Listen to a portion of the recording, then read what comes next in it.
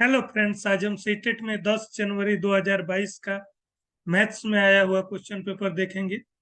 तो देखिए, पहला क्वेश्चन क्या आया हुआ था। पहला क्वेश्चन आया था, यदि 8 अंकों की संख्या है, 8 अंकों की संख्या ये एक दे रखा है, ये 11 से पूरी पूरी विभाजित हो जाती है, तो ए के स्थान पर क्या अंक होगा। हमें क्या बताना है। 8 अंकों की एक संख्या है, 11 से पूर्ण विभाजित होती है, मतलब पूरा पूरा कट जाती है, तो ये ए के स्थान पे क्या आएगा।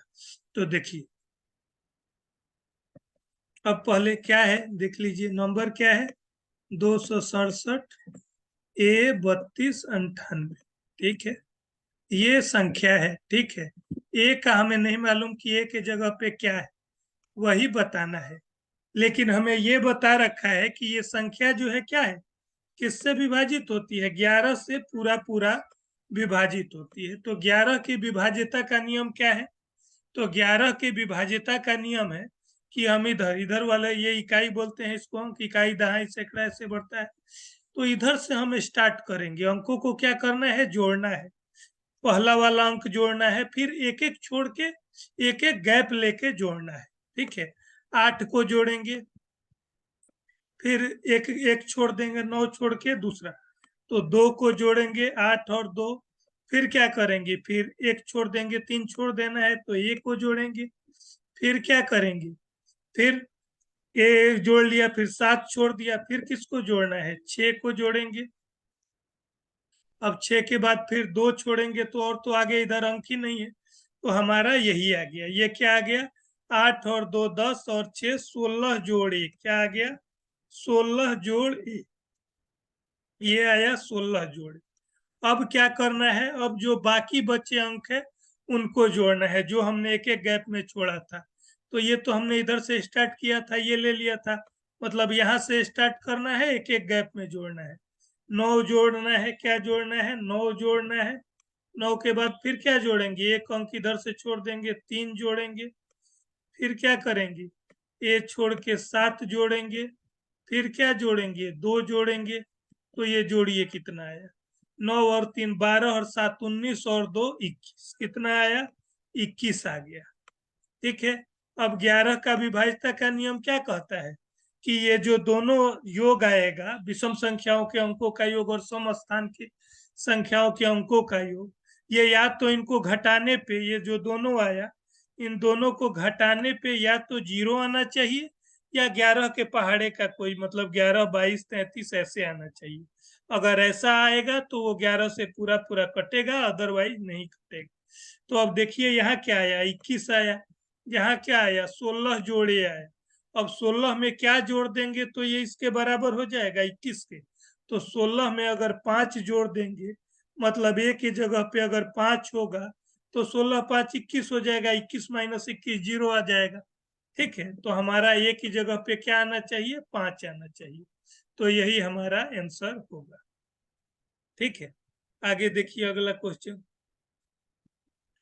अगला क्वेश्चन कह रहा है कि इन पैटर्न को देखना है, इस पैटर्न को देखना है और खाली स्थान को भरना है। ठीक है, तो पैटर्न आप देखिए, क्या पैटर्न है। पहला संख्या क्या है, 1 है। उसके बाद क्या है, अल्फाबेट है, इंग्लिश अल्फाबेट, जेड है, फिर 1 है, फिर इधर 4 है, वाई है, 8 है, 9 है, एक्स है, 27 है। अब जरा ध्यान से देखना स्टार्ट करें। यहाँ पे पहले क्या आ रहा है, 1 आ रहा है, क्या आ रहा है, 1 आ रहा है। देखिए, यहाँ क्या आ रहा है, 4 आ रहा है, यहाँ क्या आ रहा है, 9 आ रहा है। अब बताइए, एक क्या होता है, 1 का वर्ग 1 होता है, 4 क्या होता है, 2 का वर्ग 4 होता है, 9 क्या होता है, 3 का वर्ग 9 होता है। तो अगला संख्या क्या आएगा, 4 का वर्ग आएगा। 4 का वर्ग क्या होगा, 4 गुने 4 16 आएगा। मतलब पहला स्थान पे तो 16 आएगा ही आएगा। अब ऑप्शन में देखेंगे, पहले स्थान पे 16 वाला दो विकल्प है, ऑप्शन नंबर 2 और ऑप्शन नंबर 4। अब दूसरे स्थान पे आएंगे, क्या हो रहा है, तो देखिए, यहाँ क्या आ रहा है, जेड आ रहा है, यहाँ क्या आ रहा है, वाई आ रहा है। इंग्लिश में क्या, जेड के पहले वाई आता है, फिर क्या आता है, एक्स आता है, फिर क्या आता है, डब्लू आता है, डब्लू एक्स वाई जेड। मतलब दूसरे स्थान पे क्या आएगा, डब्लू आएगा, मतलब 16 आएगा और डब्लू आएगा। तो ऐसा ऑप्शन वाला हमारा कौन सा आंसर है, ऑप्शन नंबर 4 हमारा आंसर हो जाएगा। अगला देखिए, अगला क्वेश्चन क्या कह रहा है, एक तार को मोड़कर एक आयत बनाया गया जिसका परिमाप दिया गया है। कह रहा है इसी तार को फिर से मोड़कर एक दूसरा आयत बनाया गया। क्या है, एक पहले तार को मोड़ के आयत बनाया गया है, उसका परिमाप दिया है। फिर इसी तार को मोड़ के क्या किया, दूसरा आयत बनाया जिसका लंबाई पहले आयत से 1/3 भाग अधिक है, और चौड़ाई जो है वो पहले आयत की चौड़ाई का क्या है, आधा है। तो अब हमें बताना है दूसरे आयत का क्षेत्रफल। तो इसको थोड़ा आपको समझना पड़ेगा। देखिए क्या कह रहा है, पहले आपको बताते हैं आयत क्या होता है। तो आयत एक समांतर चतुर्भुज होता है जिसका आमने सामने का भुजा क्या होता है, बराबर होता है, और 90 डिग्री कोण तो बनाता ही है। खैर हमें कोण से यहाँ मतलब नहीं। तो अब परिमाप, आयत का परिमाप क्या होता है, 2 गुने लंबाई जोड़ चौड़ाई। तो हमें परिमाप दिया गया है, क्या दिया गया है, परिमाप दिया गया है 40। ठीक है, 2 से इसको भाग दे देंगे तो ये 2 इधर भाग आ जाएगा, तो क्या हो जाएगा, L जोड़ B हो जाएगा 40/2 बराबर 20। मतलब लंबाई और चौड़ाई मिला के क्या है, 20 है। कितना है, 20 है। अब क्वेश्चन पे जाएंगे, क्वेश्चन क्या कह रहा है, देखिए क्वेश्चन कह रहा है कि अगर नया एक बनाया गया, उसी तार को मोड़ के दूसरा आयत बनाया गया जिसका लंबाई क्या है, जिसका लंबाई जो है पहले आयत से 1/3 भाग अधिक है और चौड़ाई आधा है। ठीक है, मतलब लंबाई कितना है, दूसरा जो आयत है उसका लंबाई उसका इससे 1/3 भाग अधिक है। तो इसका लंबाई L है, तो इससे 1/3 अधिक क्या होगा, किसी भी संख्या का 1/3 निकालने के लिए क्या करते हैं, 3 से भाग दे देंगे। तो L है इसका, इससे कितना ज्यादा है, 1/3 ज्यादा है, मतलब तो L/3 ज्यादा है।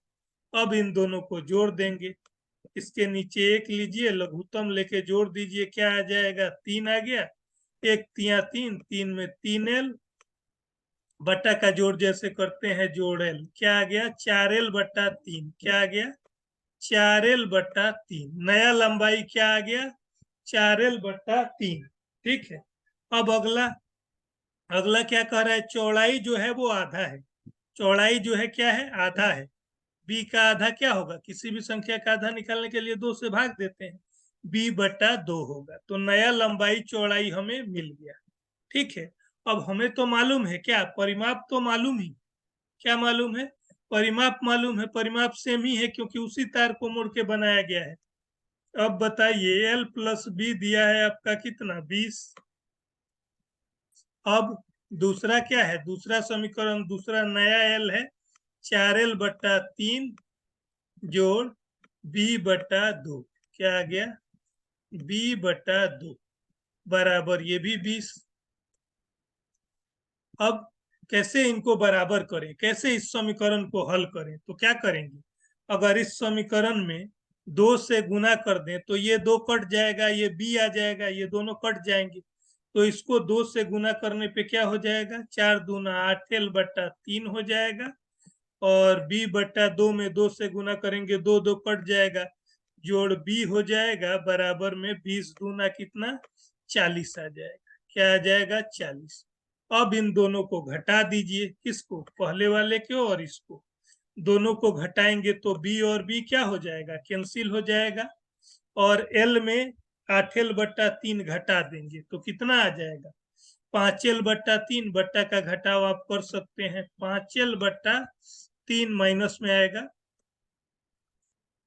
बराबर -20। 20 - 40 क्या हो जाएगा, -20। माइनस माइनस दोनों को प्लस कर दीजिए। अब इधर क्रॉस मल्टीप्लाई कर दीजिए, 20 तिया क्या हो गया, 60। 5L बराबर 60। तो क्या आ गया, तो L आ गया कितना, L आ गया 12। क्या आ गया, L आ गया 12।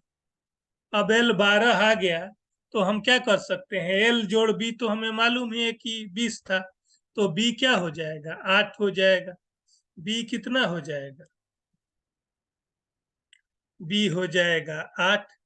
L और B हमें मालूम हो गया, लेकिन हमें क्या बताना है, हमें बताना है नए आयत का ये, क्या बताना है, दूसरे आयत का क्षेत्रफल, तो दूसरे, ये तो हमें एल भी मिला, ये क्या मिला, एल और बी मिला, तो दूसरे आयत का क्षेत्रफल क्या होगा, दूसरा आयत का लंबाई कितना है, 4l/3 था, और लंबाई गुने चौड़ाई, चौड़ाई कितना था, b/2 था।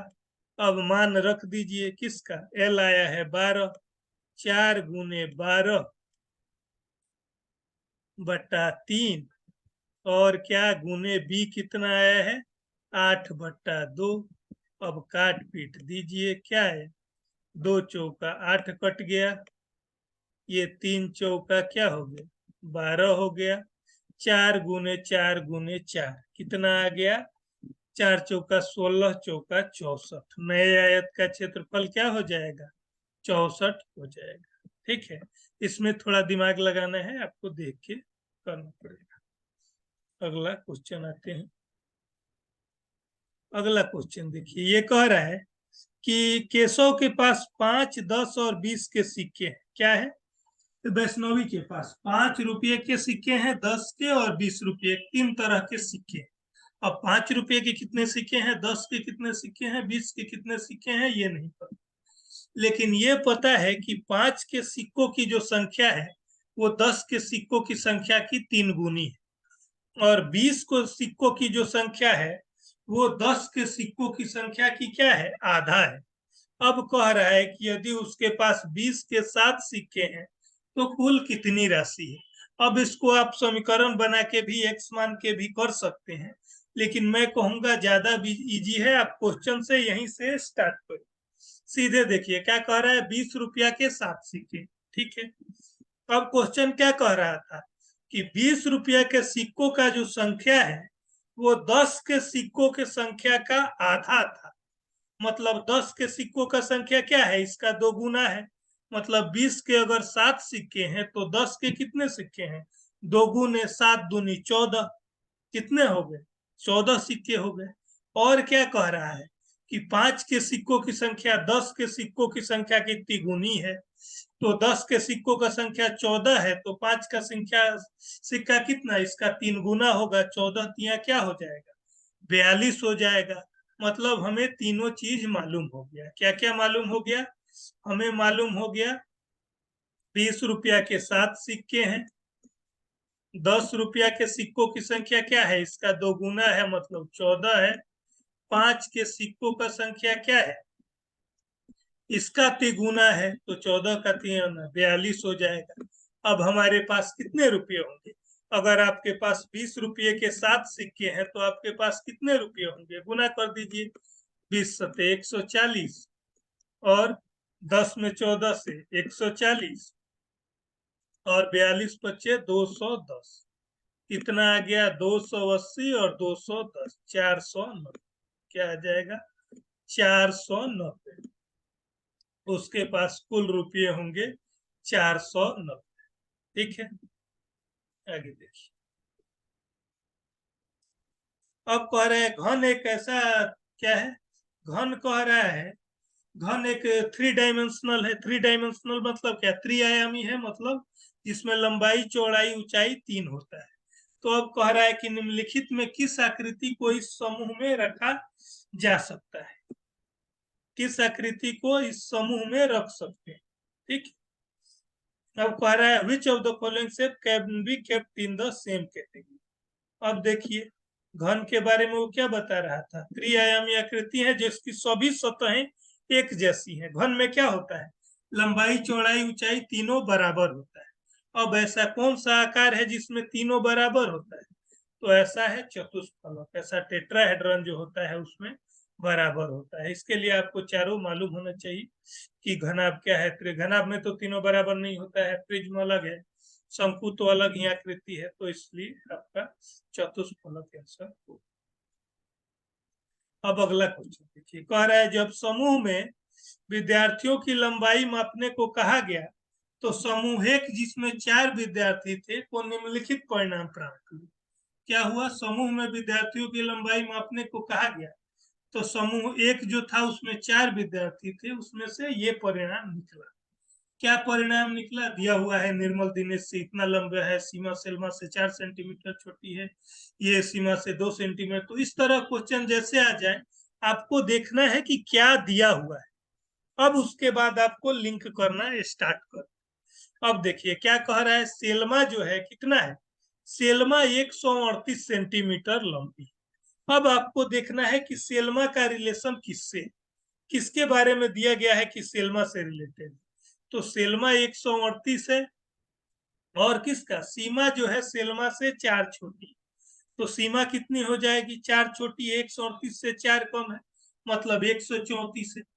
अब दिनेश क्या है, सीमा से 2 लंबा है, सीमा है 134, दिनेश 2 लंबा है, तो दिनेश 136 हो जाएगा। अब फिर क्या कह रहा है, फिर अब दिनेश क्या कह रहा है, निर्मल जो है वो दिनेश से 8 सेंटीमीटर लंबा है, लंबी है। निर्मल क्या, दिनेश से 8 लंबा, तो दिनेश का आया 136, इससे 8 लंबा क्या हो जाएगा, 144। निर्मल का ही हमसे पूछ रहा है, ऑप्शन नंबर 2 हमारा आंसर होगा। प्रश्न है कि संख्या 9,19,90,099 को अंकों में किस प्रकार से लिखा जा सकता है। तो इस तरह में सीधे आपको क्या मालूम होना चाहिए, इकाई दहाई सैकड़ा गिन लेना है और बता देना है। तो जैसे पहला ऑप्शन देखिए, इधर से गिनना स्टार्ट करेंगे, इकाई दहाई सैकड़ा हजार 10,000 लाख 10 लाख, क्या आया 10 लाख। लेकिन हमारा संख्या क्या है, करोड़ में है, तो ये ऑप्शन तो नहीं है। अगला, इकाई दहाई सैकड़ा हजार 10,000 लाख 10 लाख करोड़, 9 करोड़, पहला तो ठीक है। अगला देखेंगे 19 लाख, तो अगला 19 लाख भी ठीक है। फिर 90,000, तो 90,000 भी ठीक है। लास्ट में 99 है, तो यही वाला हमारा ऑप्शन होगा।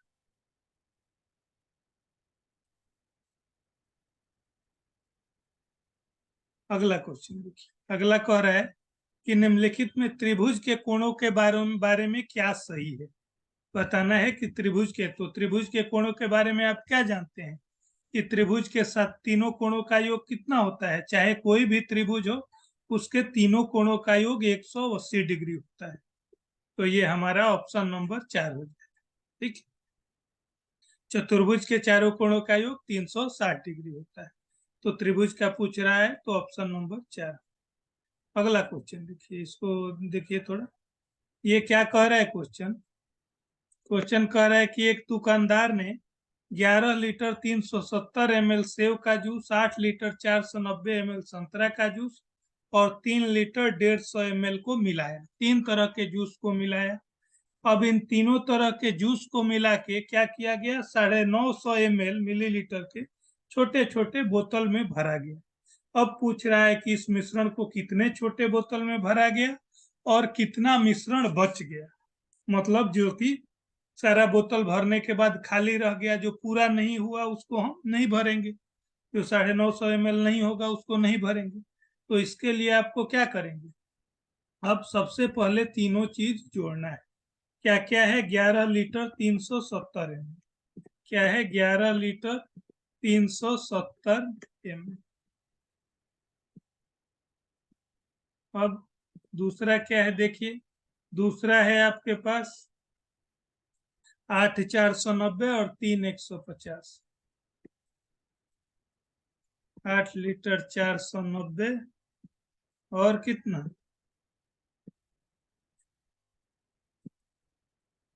और 3 लीटर 150। ठीक है, अब इन तीनों को हमें क्या कर देना है, जोड़ देना है।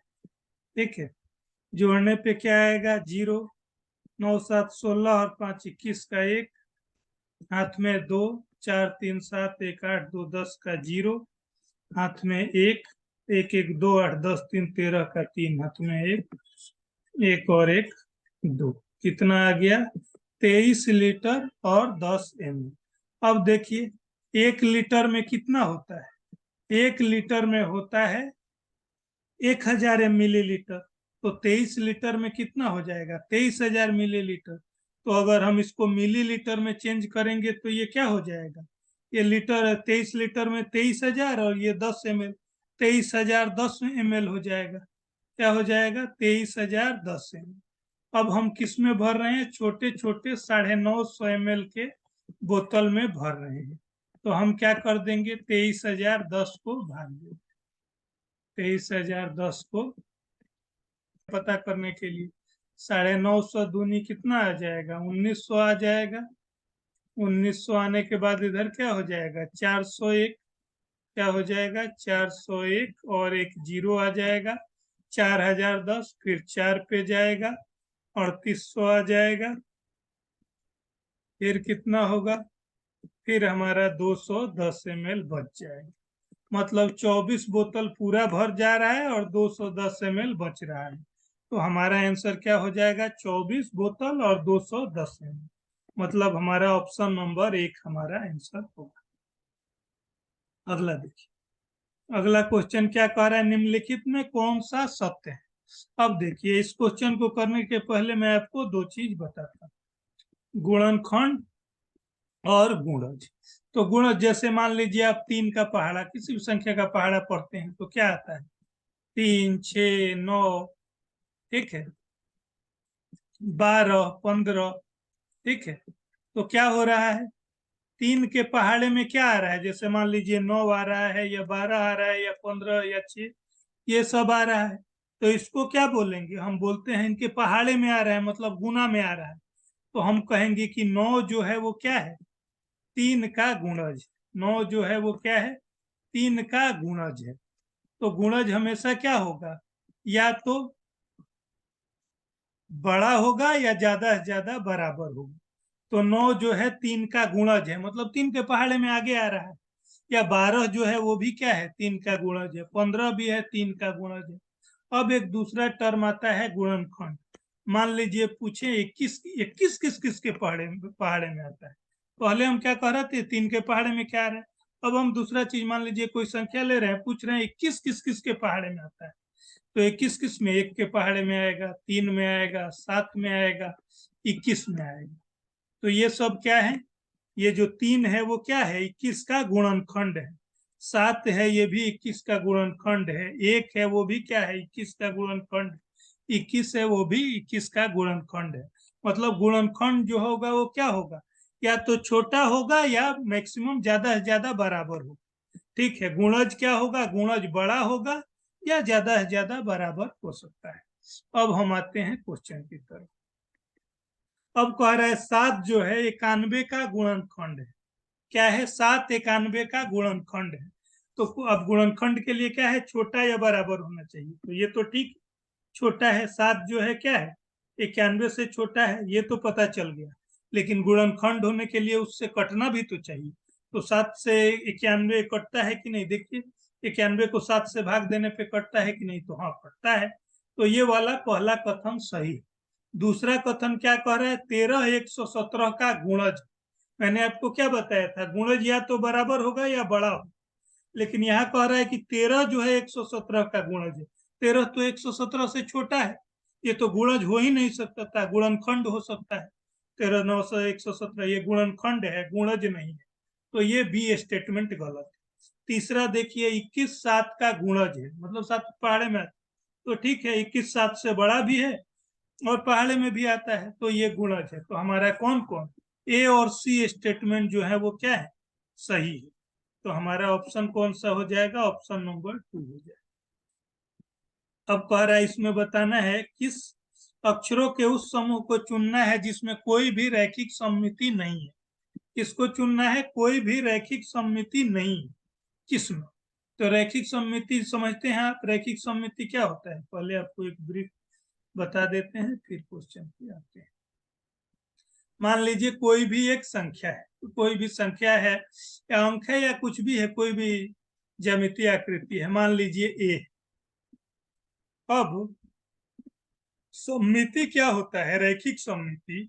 रैखिक सममिति वो लाइन होता है जो किसी भी फिगर को क्या करे, दो ऐसे बराबर भागों में बांटे, दो बराबर भागों में बांटे, न केवल बराबर भागों में बांटे, अगर एक भाग को दूसरे पर रखें तो पूरा पूरा ढक।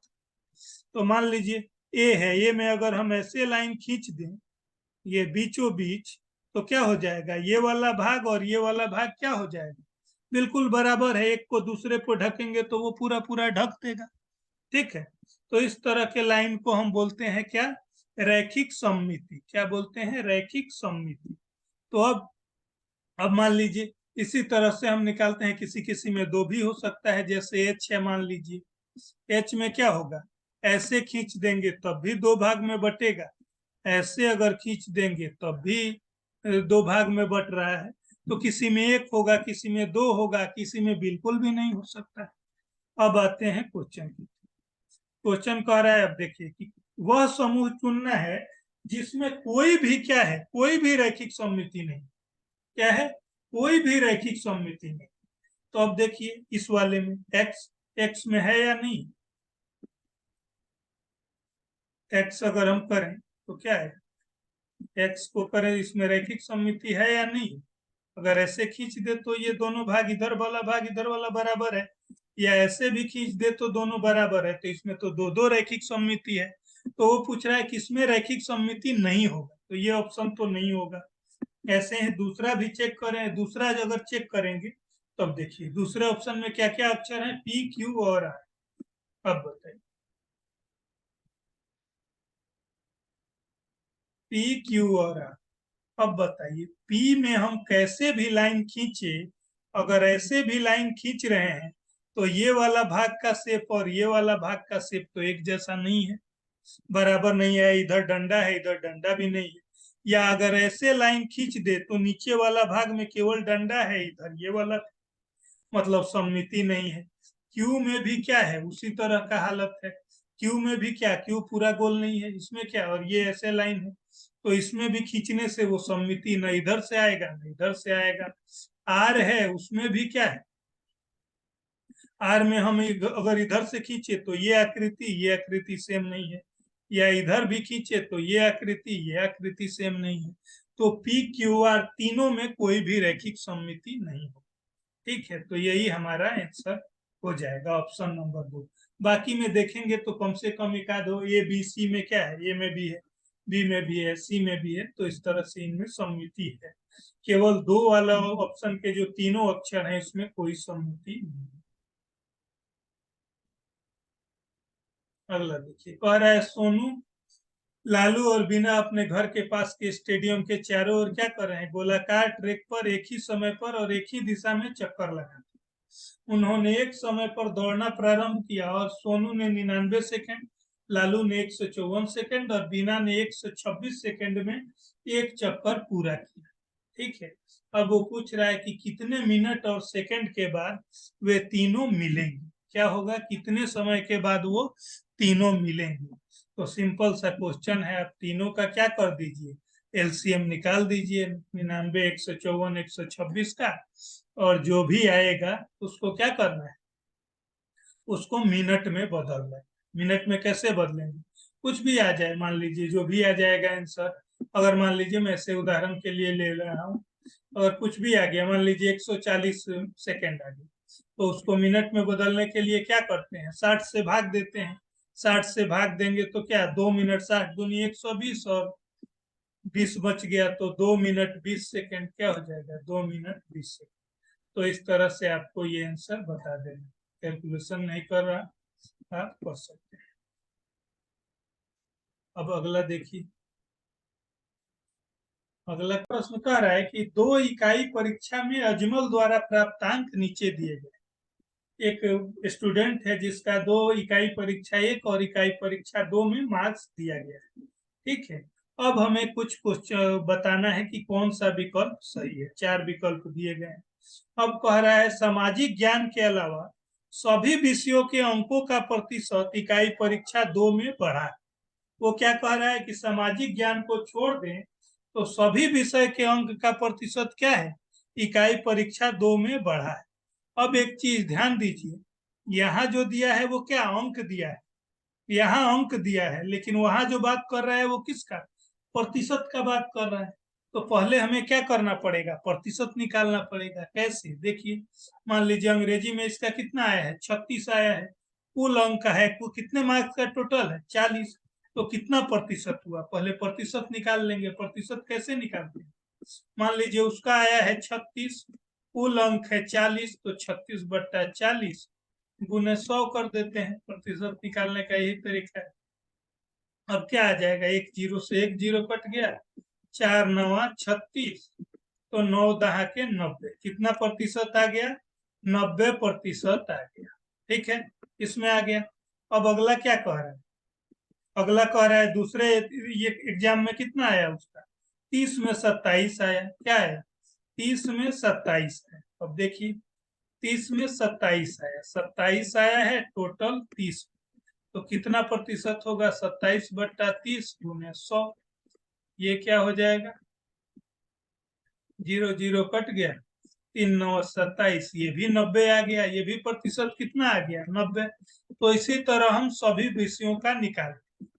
अब आगे क्या कह रहा है, पहला कह रहा है कि सामाजिक ज्ञान के अलावा बाकी सभी विषय में उसका क्या है, अंक का प्रतिशत बढ़ा है, क्या हुआ है, बढ़ा है। लेकिन क्या ऐसा हुआ है, देखिए पहले ये में क्या, अंग्रेजी में देखिए पहले में भी 90 था, दूसरे में भी 90 है, बढ़ा तो नहीं है। बढ़ा बढ़ा अगर 90 से 91 या 92 या कुछ और होता तो होता, तो ये ऑप्शन तो नहीं हो। अगला कह रहा है दोनों परीक्षा में हिंदी के अंकों का प्रतिशत समान है, तो हिंदी के अंक का प्रतिशत देखिए, पहले में कितना आया है, 32 आया है, 40 में 32, तो 32/40 गुने 100 करेंगे, वो कितना आ जाएगा, 80% आ जाएगा। इधर कितना, 30 में 21 आया है, तो 21/30 गुने 100 करेंगे, तो कितना आ जाएगा, 70 आ जाएगा। तो ये तो दोनों सेम नहीं है, इधर 80 आ रहा है, इधर 70 आ रहा है। अगला क्या कह रहा है, इकाई परीक्षा एक के सभी अंकों के प्रतिशत का औसत इकाई परीक्षा दो के सभी अंकों के प्रतिशत के औसत से कम। ठीक है, क्या कह रहा है, इकाई एक परीक्षा के सभी अंकों के प्रतिशत, सभी अंकों का प्रतिशत निकाल के उसका औसत जो है वो दूसरे सभी अंकों के प्रतिशत के औसत से कम है। तो चेक कर लीजिए आपको कैसे निकालना, ये देखेंगे इसका 90% आया, इसका 80 आया, इसका कितना 100 आया, इसका कितना आया, इसका 4 से भाग दे देंगे 87.5 आ जाएगा, फिर ऐसे ही 80 आया, इन पांचों को जोड़ के 5 से भाग देंगे, फिर इसमें भी वैसे ही करेंगे और देखेंगे कि इस वाले में क्या होगा, ये कम आ जाएगा। क्या है, ये इकाई एक के जो अंकों का प्रतिशत है वो इकाई 2 के अंकों के प्रतिशत से कम है, तो ये सही है, वो चेक हो जाएगा, चेक करेंगे तो वो आ जाएगा। ठीक, आप कर सकते हैं, डाउट हो तो पूछ। अगला देखिए, अगला क्या प्रश्न है, कह रहा है उन सभी विकल्पों को चुने जो निम्नलिखित दशमलव संख्याओं को अवरोही क्रम में दिखती है। क्या कर रहा है, वो हमें चुनना है विकल्प जिसमें दशमलव संख्या को किस में, अवरोही क्रम। अब दो चीज होता है, एक होता है आरोही क्रम, एक होता है अवरोही क्रम। आरोही क्रम क्या होता है, बढ़ते क्रम में, अवरोही क्रम क्या होता है, घटते क्रम। तो हमें पूछ रहा है अवरोही क्रम मतलब घटते क्रम में बताना है। घटते क्रम में क्या होता है, सबसे बड़ा पहले आता है, फिर उससे छोटा करके लास्ट में सबसे छोटा। तो इधर देखिए, इधर तो 43 51 है, इधर 45 31 है, ये तो सबसे बड़ा नहीं है, ये ऑप्शन तो नहीं होगा। इधर देखिए, इधर 54 13 है, ठीक है, ये तो बड़ा लग रहा है, फिर लेकिन दूसरा है ये 51 43 है, तीसरा क्या है 53 41 है, तीसरा वाला बड़ा है दूसरे से, जबकि क्या होना चाहिए, लगातार घटते हुए चलना चाहिए, तो ये भी नहीं है, तीसरे ऑप्शन में आइए, इधर 5413 है, इधर 53 41 है, ठीक है, 5400 है, उसके बाद 53 है, इधर 51 है, 45 है, 43 है, क्रमशः घट रहा है, तो ये अवरोही क्रम, ये वाला ऑप्शन। अब अगला क्वेश्चन देखिए, अगला कह रहा है मीनू अपने घर से 7:25 बजे निकलती है और 8 7 बजे स्कूल पहुंचती है। जोन्स को स्कूल पहुंचने में मीना से 7 मिनट ज्यादा लगता है। यदि जोन्स स्कूल 8:13 बजे पहुंचा तो वो घर से कितने बजे निकला? अब देखिए इस क्वेश्चन क्या कर रहा है, मीनू कब चल रही है, मीनू स्टार्ट कर रही है 7:25 में और पहुंच कितने में रही है, 8:37, 8 7। अब क्या है, देखिए कितना टाइम लगा, 1 घंटा में कितना मिनट होता है, 60 मिनट, तो 25 में चल रही है तो 60 में कितना, 60 में 25 घटा देंगे, 35 मिनट इधर और 7 मिनट इधर, 35 और 7 मिलके कितना हुआ, 42, कितना मिनट लगा, 42। दूसरे जोन्स को क्या है, 7 मिनट ज्यादा लग रहा है, तो 42 में और 7 ज्यादा लग रहा है, तो 42 में 7 जोड़ देंगे, क्या कितना उसको लग रहा है, 49, कितना लग रहा है 49 मिनट, उसको लग रहा है 49 मिनट। ठीक, अब हमें ये मालूम हो गया कि जोन्स को 49 मिनट लग रहा है। अब हमें ये मालूम है कि वो पहुंच कितने बजे रहा है 8:13, तो 49 मिनट उसको लग रहा है, तो 49 मिनट पहले उसने स्टार्ट किया होगा। ठीक है, तो हम क्या कर देंगे, 8:13 में अगर 49 मिनट घटाएंगे तो क्या आ जाएगा, 7:24 आ जाएगा। अगर जिनको डाउट हो ऐसे घटाने में कि कैसे घटाएंगे, उनके लिए तरकीब बता देता। इधर क्या है देखिए, 13 है, इसमें 49 घटाना है, 13 कम है 49 ज्यादा है, तो आपको इसमें क्या कर देना है, 60 जोड़ देना है। 60 में 13 जोड़ दीजिए, कितना आ गया, 73 आ गया। अब 73 में 49 घटा दीजिए, ठीक है, ये आ गया 24। और इधर क्या कर देना है, चूंकि इधर कम था तो इधर एक कम कर देना है, 8 है तो 7 कर देना, क्या हो जाएगा 7:24। कितना टाइम हो जाएगा, 7:24। इस तरह से